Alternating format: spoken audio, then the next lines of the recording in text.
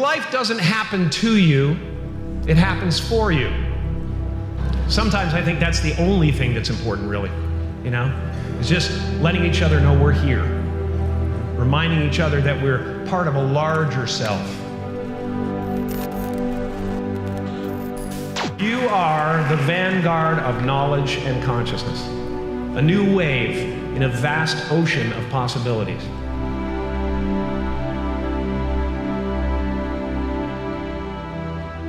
On the other side of that door, there's a world starving for new ideas, new leadership.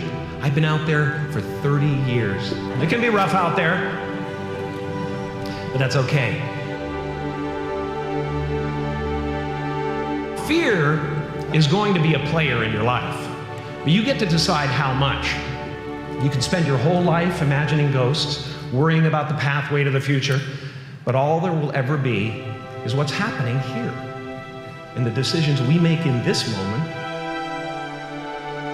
which are based in either love or fear.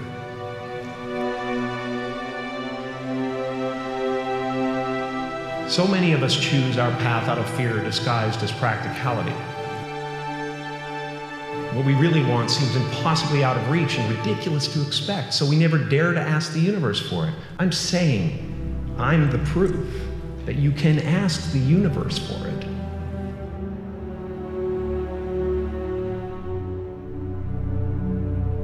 You can fail at what you don't want, so you might as well take a chance on doing what you love. I watched the effect of my father's love and humor and how it altered the world around me. And I thought, that's something to do. That's something worth my time.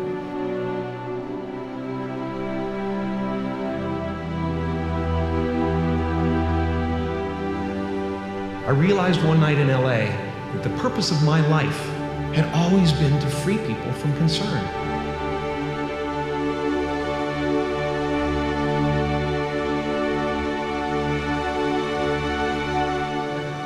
How will you serve the world? What do they need that your talent can provide? That's all you have to figure out.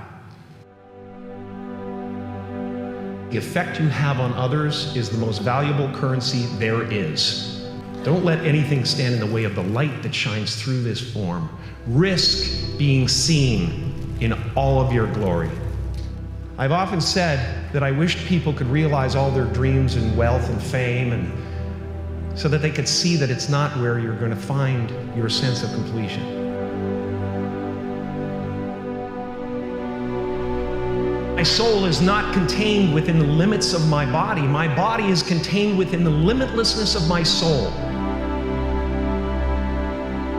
One unified field of nothing, dancing for no particular reason, except maybe to comfort and entertain itself.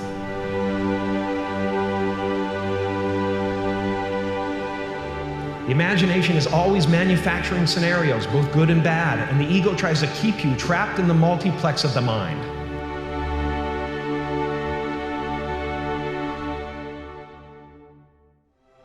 Our eyes are not viewers, they are also projectors that are running a second story over the picture that we see in front of us all the time. Fear is writing that script, and the working title is, I'll Never Be Enough.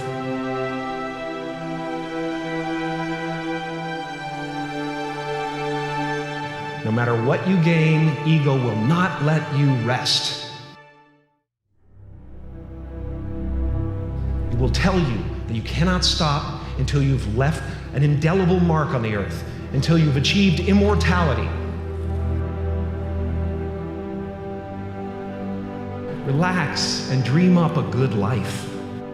It's just about letting the universe know what you want and working toward it while letting go of how it comes to pass.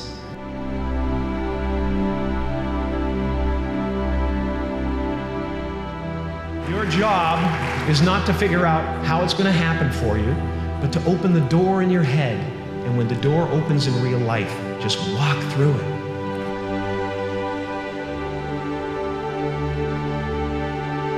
And don't worry if you miss your cue, because there's always doors opening. They keep opening. Take a chance on faith. Not religion, but faith. Not hope, but faith. I don't believe in hope. Hope is a beggar. Hope walks through the fire and faith leaps over it. You are ready and able to do beautiful things in this world. It's our intention. Our intention is everything.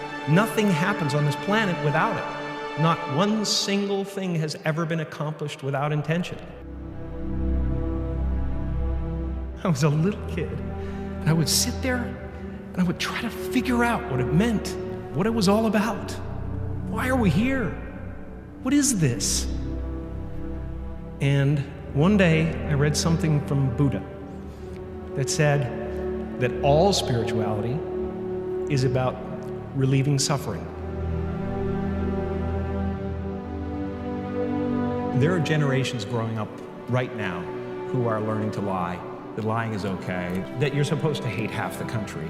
You've got to get back to a place where we realize that a vote is not who you are. What we're doing, why we're building these abstract scaffoldings of who we are.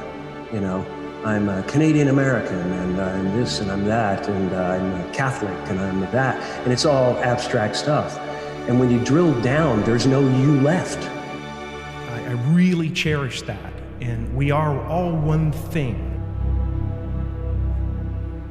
Freedom comes in there only being one you, and it includes the table and the computer and the ocean and the trees. You try to breathe without them, you know, you can't. I was in my studio painting in New York one time. I took a walk for a couple of blocks and I found this wonderful little park where these guys were playing soccer. Watched these guys play soccer. I watched this guy chasing the ball. And I went, that's it. I was compelled by that guy who was so involved with getting the ball. All sports work, you know, all art works on the same level, and that is presence. Meisner, one of the tenets of his technique is that if you are actually interested in what you're doing, you'll be interesting to watch. And that's why we watch babies, because they discover things for the first time.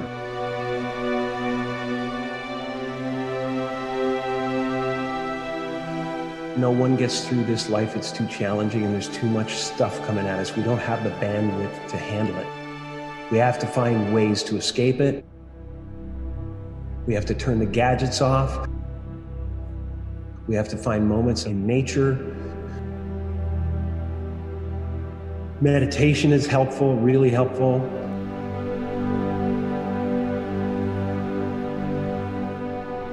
Anything that doesn't work out, I always think of as this is the way it was supposed to be. That's the way it was supposed to happen, because there's something bigger down the road.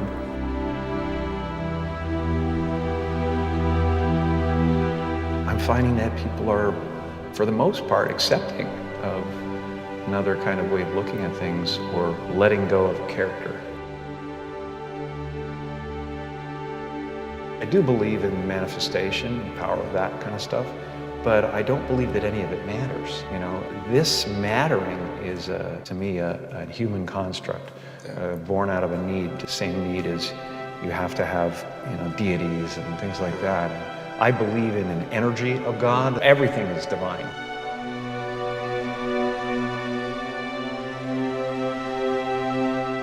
It's been a part of the evolution of ego is to spend your first half of your life acquiring and adding, thinking you can add to yourself. And it looks great when you got a cool car and you got nice clothes and you've done something that people admire, but it can never fulfill you. You can never be happy. You know what I mean? It's not where happiness comes from.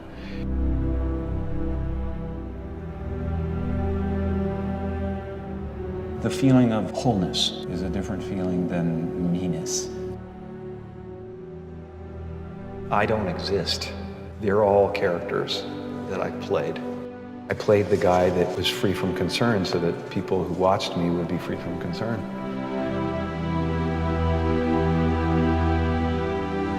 I'm not trying to tell the people how to live their lives.